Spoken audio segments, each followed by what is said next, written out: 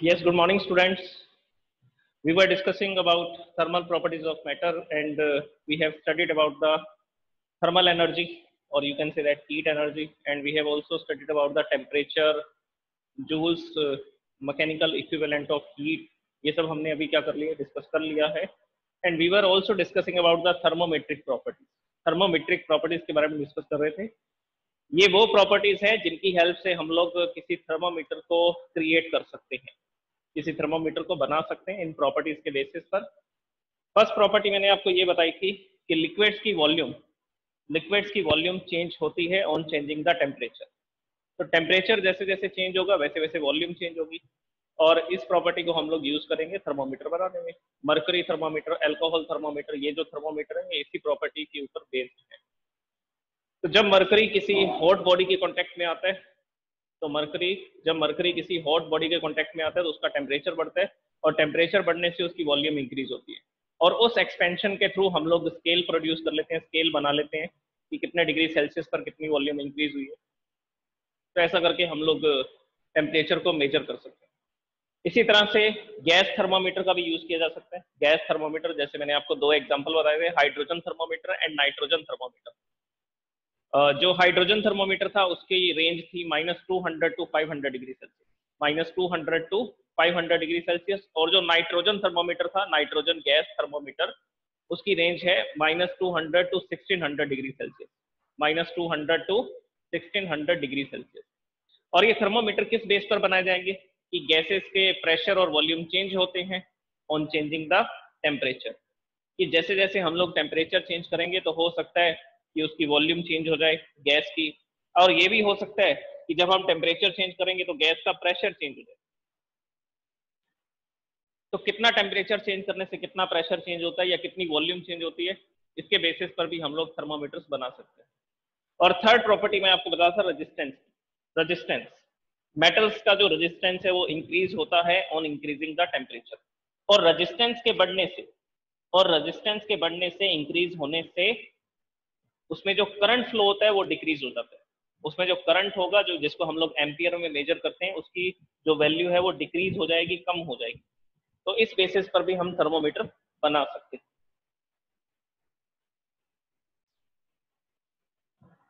Okay, तो सुनिए, हम लोग ओम्स लॉ को स्टडी कर रहे थे, थर्ड प्रॉपर्टी के बारे में डिस्कस कर रहे हैं. V प्रोपोर्शनेट I, जैसे जैसे वोल्टेज इंक्रीज होगी वैसे वैसे करंट इंक्रीज होगा, या आप ये बोल सकते हैं जैसे जैसे करंट इंक्रीज होगा उसका मतलब है कि वोल्टेज भी इंक्रीज हो रही है.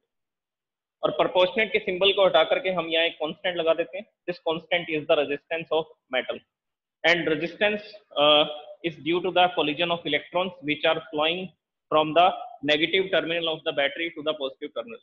और रेजिस्टेंस इलेक्ट्रॉन के कोलिजन के कारण होता है, जो इलेक्ट्रॉन बैटरी के माइनस टर्मिनल से बैटरी के पॉजिटिव टर्मिनल की तरफ फ्लो होते हैं. और ये रेजिस्टेंस इंक्रीज हो सकता है, जैसे जैसे टेम्परेचर बढ़ेगा वैसे वैसे रेजिस्टेंस इंक्रीज होगा तो सर्किट में करंट की वैल्यू कम हो जाएगी, तो सर्किट में करंट की वैल्यू डिक्रीज हो जाएगी. अब इसके बेसिस पर देखिए, हम लोग एक थर्मोमीटर को प्रिपेयर करते हैं. उस थर्मोमीटर में क्या क्या कंपोनेंट्स होते हैं. सबसे पहले एक बल्ब लगा होता है. इस बल्ब को कांटेक्ट में रखा जाता है किसी भी हॉट ऑब्जेक्ट के, और इस बल्ब के अंदर ही यहाँ पर एक वायर लगा होता है विच इज रेजिस्टेंस वायर. तो ये एक रेजिस्टेंस वायर है, और यहाँ से दो वायर्स आ रही हैं. तो इसके एक टर्मिनल के साथ हमने बैटरी को कनेक्ट कर रखा है. जो डिजिटल थर्मोमीटर होते हैं उनके अंदर क्या होती है, बैटरी भी तो होती है, एक सेल भी तो डाले जाते हैं. तो यहाँ पर ये थर्मोमीटर होता है इस तरह से हेयर, और इसकी सारी इंफॉर्मेशन एक पीसीबी में जाती है, प्रोसेस कंट्रोल ब्लॉक, पीसीबी.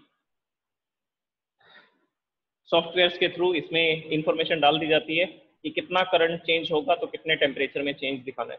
और ये पीसीबी कनेक्ट होता है एक आउटपुट डिवाइस के साथ. This is output device. This output device is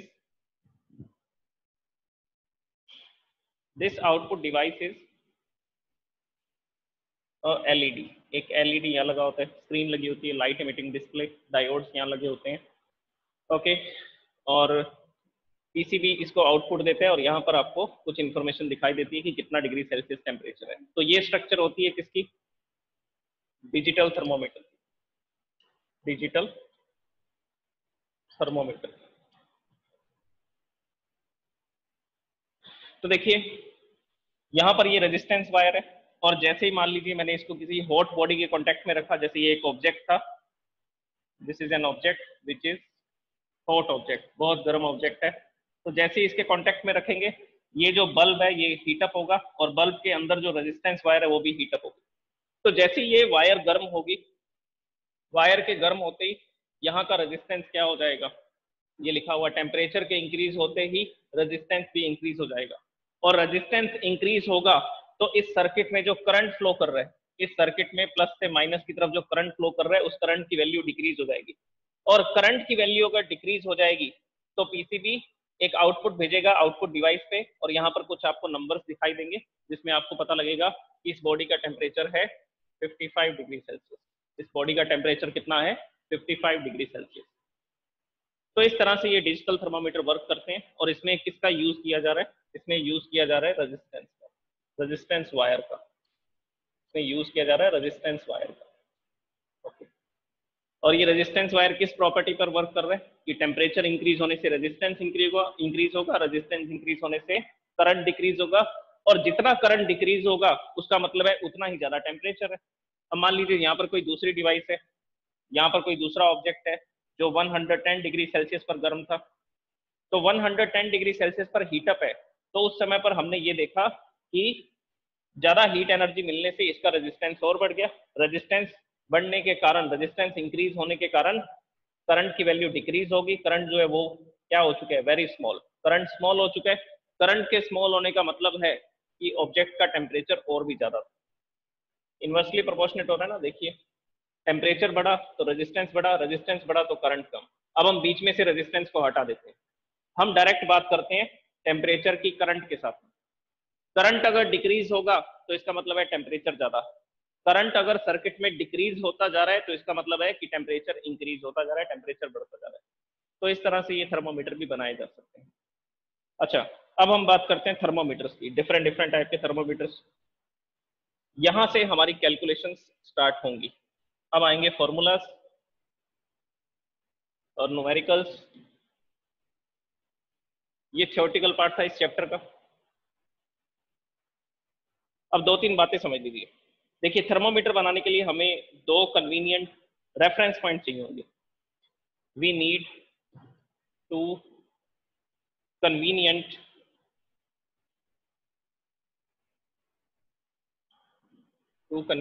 reference point.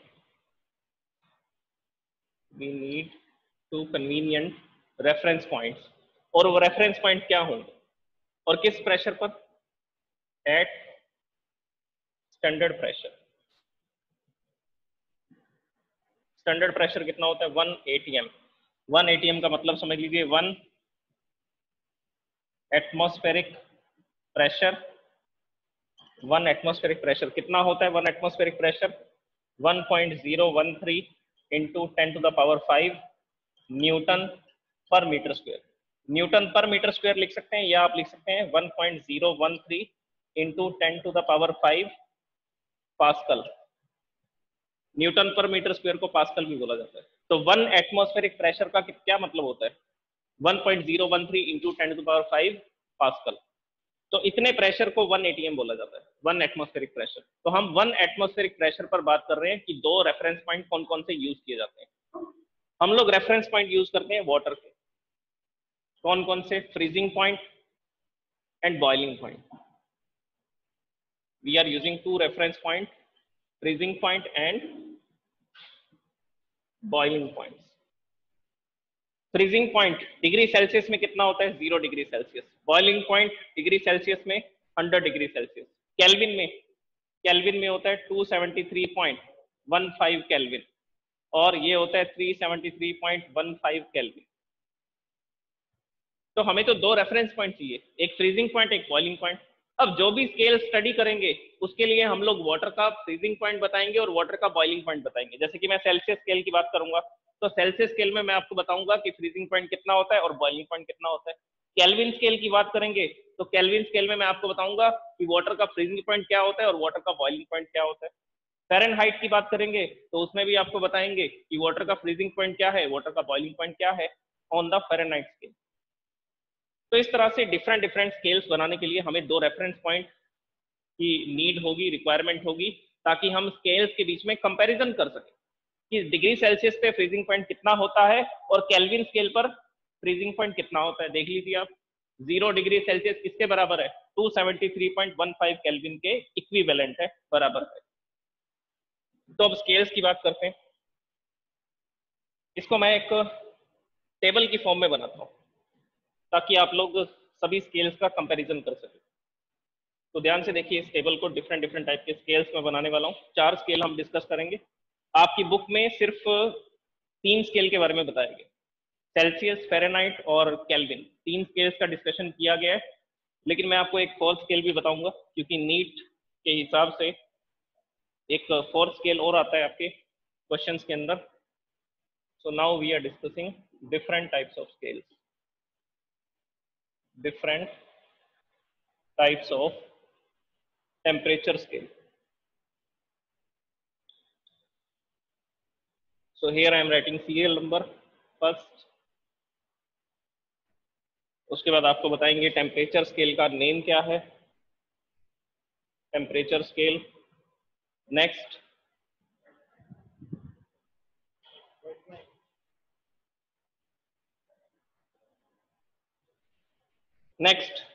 Invented by, किसने इसको बनाया।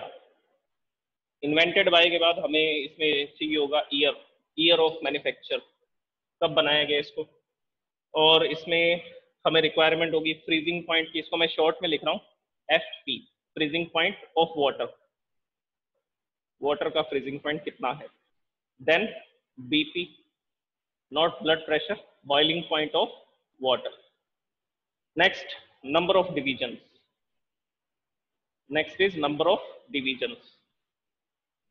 तो सबसे पहला स्केल देखिए, first scale I am discussing with you, that is Celsius scale, या आप इसको सेंटीग्रेड भी बोल सकते हैं, या आप इसको क्या बोल सकते हैं, सेंटीग्रेड भी बोल सकते हैं। Sorry, I have written something else, it is Celsius, yes, this is the spelling, Celsius scale, और आप बोल सकते हैं सेंटीग्रेड स्केल।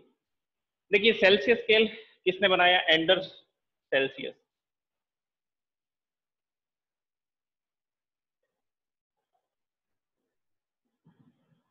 एंडर्स सेल्सियस ने बनाया, और कब बनाया था, 1741 में, 1741 में इसको इसने इन्वेंट किया। बॉइलिंग फ्रीजिंग पॉइंट आपको पता है कितना होता है, 0 डिग्री सेल्सियस, बॉइलिंग पॉइंट कितना होता है, 100 डिग्री सेल्सियस। डिविजन्स माइनस कर दीजिए, माइनस कर दीजिए।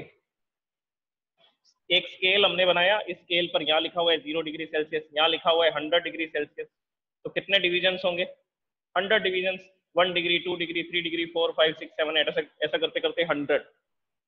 तो इसको माइनस करते ही आपके पास डिवीजन आ जाएंगे, 100 minus 0, that is there are 100 divisions on the scale. तो ये है 100 डिविजन्स स्केल के ऊपर। सेकंड देखिए, सेकंड स्केल के बारे में सुनिए। सेकंड स्केल हम लोग बात करते हैं फ़ारेनहाइट।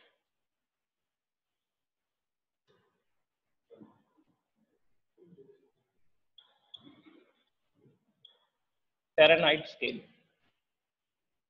ठीक है, फ़ारेनहाइट टेम्परेचर स्केल, ये किसने बनाया, डैनियल गैब्रियल फ़ारेनहीट। ओके, कब इन्वेंट किया गया, इसको इन्वेंट किया गया था 1724 में, 1724 में।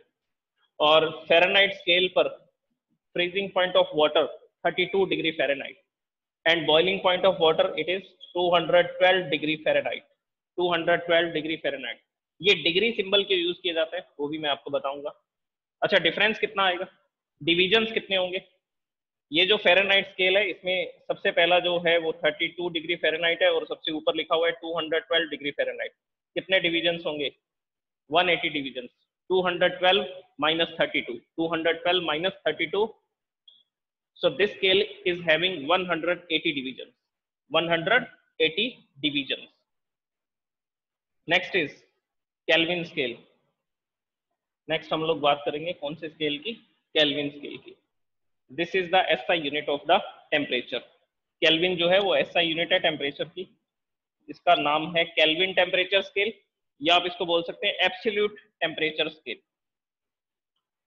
एब्सोल्यूट टेम्परेचर स्केल, दोनों नाम से इसको बोला जा सकता है। तो एब्सोल्यूट टेम्परेचर स्केल बोलेंगे तो मतलब कौन से स्केल की बात कर रहे हैं? केल्विन स्केल की बात कर रहे हैं, और इनका पूरा नाम है लॉर्ड विलियम थॉमसन केल्विन, लेकिन मैं शॉर्ट में लिख रहा हूं लॉर्ड केल्विन। पूरा नाम सुन लीजिए, क्या है? Lord William Thomson Kelvin. कब इन्वेंट किया गया?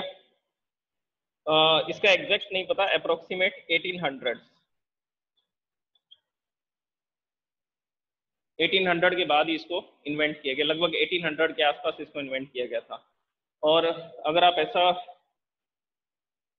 या मैं इसकी बजाय ये लिख देता हूं अप्रोक्सीमेट नियर अबाउट 1848 के आसपास इसको इन्वेंट किया गया था। लॉर्ड केल्विन ने इसको बनाया था। एग्जैक्ट ईयर इसका ध्यान नहीं है क्योंकि उस समय पर साइंटिफिक पेपर इन्होंने शायद नहीं दिया था। Next, freezing point. Freezing point is 273.15 Kelvin and boiling point is 373.15 Kelvin and difference is 100. 373 minus 273, the number of divisions are 100. तो इस स्केल पर भी कितने डिविजन्स होंगे? 273 होगा, फिर 274, 275, ऐसा करते करते 373 तक होगा। 100 डिविजन्स होंगे इसमें भी। और इसका सिंबल क्या है? के। केल्विन से लिखा जाएगा इसको के से। इसमें डिग्री नहीं लगाया हमने केल्विन स्केल में, इसमें हमने डिग्री वर्ड यूज नहीं किया केल्विन स्केल में। अब लास्ट स्केल देखिए, rumour scale. Rumour, REAUMER, rumour, rumour temperature scale.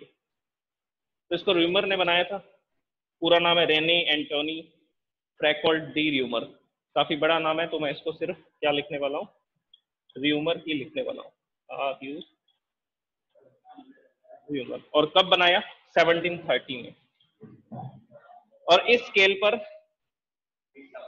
Freezing point है 0 डिग्री र्यूमर और बॉइलिंग पॉइंट है 80 डिग्री र्यूमर। और डिविजन्स कितने हैं? 80। माइनस कर देंगे 80 minus 0, so these are the degree. तो ये 4 टेम्परेचर स्केल्स हैं। You can take the screenshot ले सकते हैं आप इसका। You can take the screenshot of this one. Okay, अब सुनिए डिग्री वर्ड क्यों नहीं यूज किया केल्विन के साथ, और यहां पर डिग्री क्यों लगा रखे?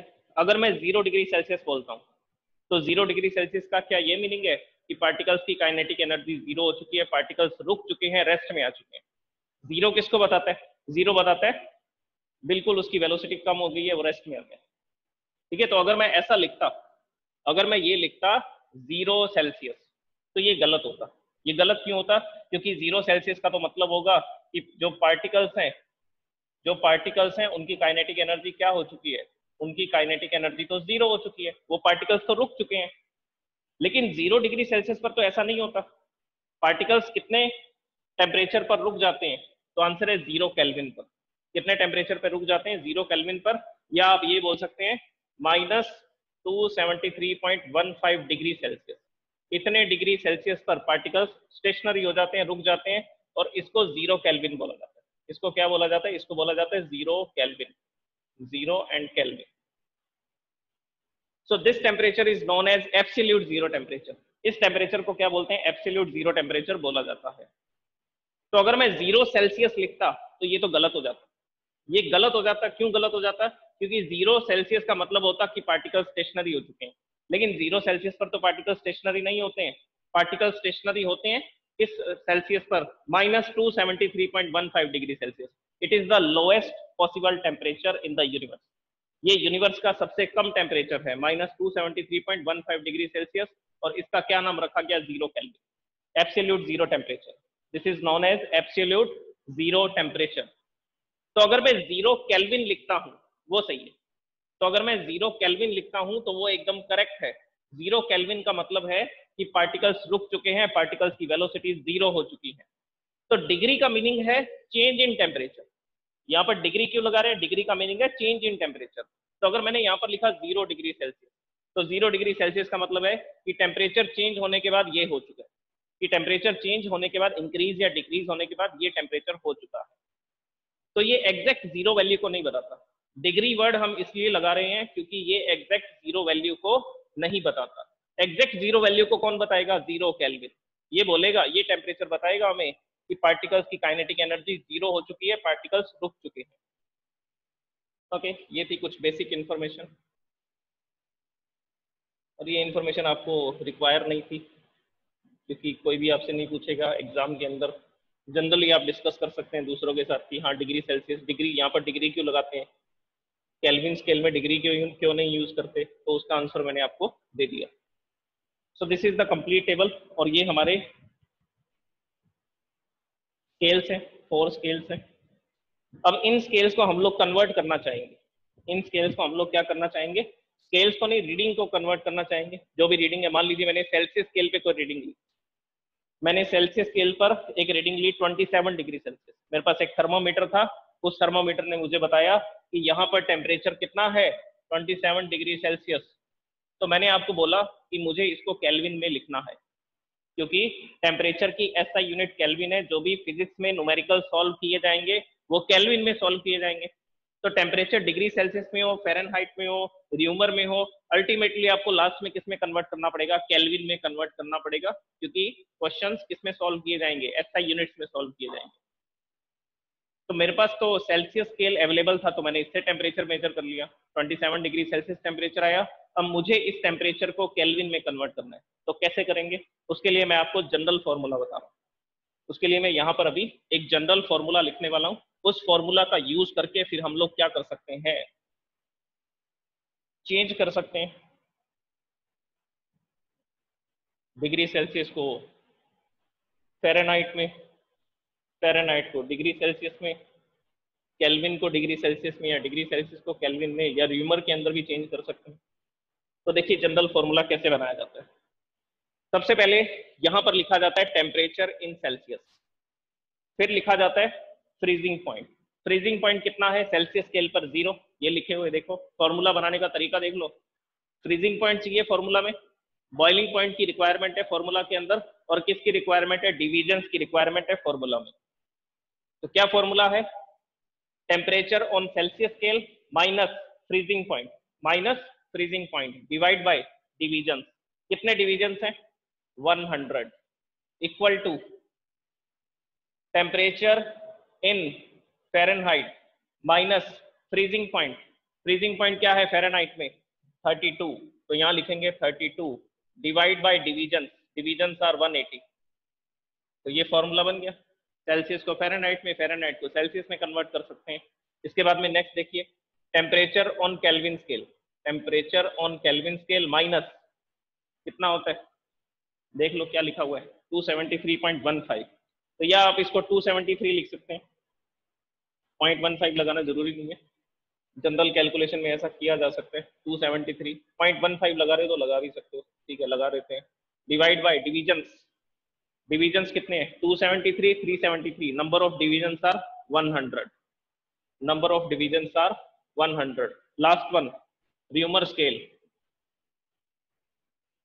Last one is Reaumur scale. Reaumur scale में देखिए क्या लिखेंगे? Temperature in Reaumur scale minus freezing point 0, divisions 80। Divisions कितने? 80। तो ये हमारे पास एक रिलेशन बना। इस रिलेशन का हम लोग यूज कर सकते हैं किसी भी टेम्परेचर को किसी दूसरे स्केल में कन्वर्ट करने के लिए, किसी भी टेम्परेचर को किसी दूसरे स्केल में कन्वर्ट करने के लिए। अभी देखिए मेरा क्वेश्चन क्या था? मेरा क्वेश्चन ये था कि मैं कन्वर्ट करना चाहता था किसको? ये फर्स्ट क्वेश्चन है मेरा। I want to convert 27 degree Celsius, इसको कन्वर्ट करना है आपको किसमें? On kelvin scale. ये टेम्परेचर आपको केल्विन स्केल पे बताना है। तो मैं कौन कौन सा रिलेशन यूज करूंगा? एक तो डिग्री सेल्सियस वाला, दूसरा रिलेशन कौन सा यूज करूंगा? केल्विन स्केल वाला। तो ये दो रिलेशन मैं उठाऊंगा और इन दोनों से मैं सॉल्यूशन निकालूंगा। तो यहाँ लिखूंगा temperature on Celsius scale 0 divide by 100 and temperature on Kelvin scale minus 273.15 Kelvin divide by 273.15 divide by 100। अब देखिए 100 से 100 कैंसिल हो रहे हैं और ये Tc माइनस 0 क्या रह जाएगा, temperature on Celsius scale is equal to temperature on kelvin minus 273.15। ये फॉर्मूला बना इसका। अब वैल्यू पुट कर दो। आपको कौन से स्केल की वैल्यू दी गई है, सेल्सियस स्केल की वैल्यू दी गई है, तो मैं यहां पर क्या लिखने वाला हूं, सेल्सियस स्केल की वैल्यू दी गई है तो मतलब आपको टेम्परेचर इन सेल्सियस गिवन है, temperature in Celsius is given, तो यहां पर इसकी वैल्यू पुट कर देंगे 27। So temperature in Celsius is 27 is equal to temperature in kelvin minus 273.15। ये माइनस 273.15 है, इसको इधर शिफ्ट करेंगे तो ये पॉजिटिव हो जाएगा, प्लस का हो जाएगा, और यहाँ पर सिर्फ क्या रह जाएगा, टेम्परेचर इन केल्विन। तो यहाँ पर 27 था ऑलरेडी, 273.15 इधर आया तो ये इसके साथ ऐड हो जाएगा and it will be 300.15 kelvin. तो देख लीजिए 27 डिग्री सेल्सियस को मैंने किस में कन्वर्ट कर दिया, 300.15 केल्विन में कन्वर्ट कर दिया। तो इस तरह से हम लोग क्या कर सकते हैं, किसी भी दो फॉर्मूलाज का यूज करके हम लोग किसी भी टेम्परेचर को किसी दूसरे स्केल में कन्वर्ट कर सकते हैं। ओके, तो अब इससे रिलेटेड हम लोग क्वेश्चंस देखेंगे। क्वेश्चन नोट कीजिए students and raise your hands if you have taken the screenshot or you have noted down this question. Okay, very good. देखिए ये थोड़ा सा टिपिकल क्वेश्चन रहेगा आपके लिए, थोड़ा सा, क्योंकि आपने अभी जनरल क्वेश्चंस नहीं किए। जनरल क्वेश्चंस क्या होंगे, जैसे कि मैं आपको बोलूं कि ह्यूमन बॉडी का जो टेम्परेचर होता है 37 डिग्री सेल्सियस, आप इसको फ़ारेनहाइट में कन्वर्ट कीजिए। तो ये एक क्वेश्चन है, ये भी नोट कर लीजिए।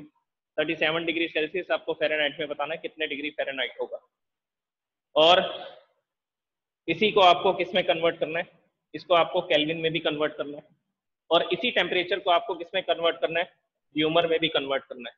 तो 37 डिग्री सेल्सियस को कल हम डिस्कस करेंगे कि फ़ारेनहाइट स्केल में कितना टेम्परेचर होगा, केल्विन स्केल पर कितना होगा और ह्यूमर स्केल पर कितना टेम्परेचर होगा। तो एक ये सॉल्व करना है आपको, और एक ये वाला क्वेश्चन है जो मैंने अभी यहाँ पर लिखा, ये एनसीईआरटी बुक का क्वेश्चन है आपके। At what temperature, if any, do the following pairs of scales give the same reading? कौन से टेम्परेचर पर ये स्केल सेम रीडिंग देंगे? सेल्सियस और फ़ारेनहाइट स्केल दोनों स्केल हैं, दोनों की कौन सी रीडिंग सेम होगी?